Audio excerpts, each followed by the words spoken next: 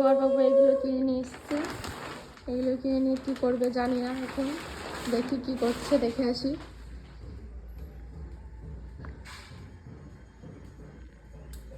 কি করো তুমি? এই যে সুতো খুলতেছি। কি করবো এটা? আর কই না, ওই যে পাখির ঘর দেখতেই পারবা না আঁকেতে না, পরে পরে কমানি পরে পরে এগুলোকে খুলে নি, অনেক সেটআপ আছে, অনেক কিছু করতে হবে। কি এটা দড়ি? এগুলো না দেখালে বুঝবো না। দড়ি হয় প্লাস্টিকের দড়ি, এই দড়ি যে কাপড় টানানোর জন্যই লাগানো নিয়েছিল, এখন সেগুলো খুলতেছি, খুলে যাতে এত বিশাল গিট কি করে খুলবা? মানে সিস্টেম দিয়ে খুলতে হবে, দিয়ে যাতে ঢিল দিয়ে তারপরে খুলতে হবে। ঠিক আছে চলো দেখি কি করো। শেষমেশ খুলেই ফেললে? একদম বিশাল ব্যাপার তো। দড়ি খুলে ফেলাইছি, এতে আবার কিসের বিশাল ব্যাপার? হ্যাঁ, বিশাল গিট ছিল তো।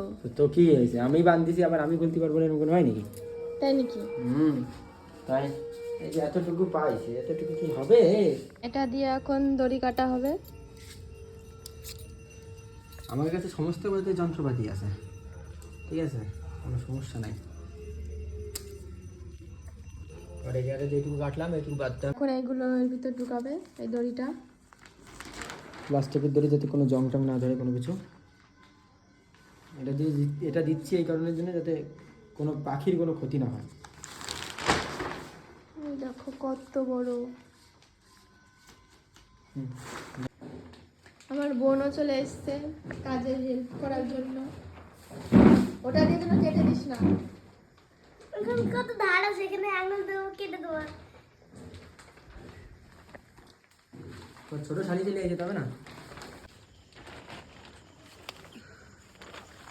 কি কারণে দিচ্ছি গো এটা জানো তো তুমি? বলতে পারবা কি কারণে দিচ্ছি? তুমি বলে দাও।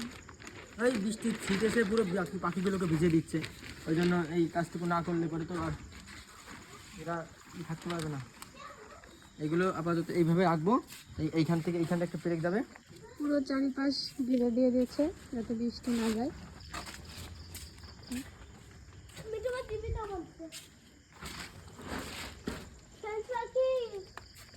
এইখানটায় যদি আমি দেখো বাচ্চা হে বাচ্চা, বাচ্চা হে বাচ্চা।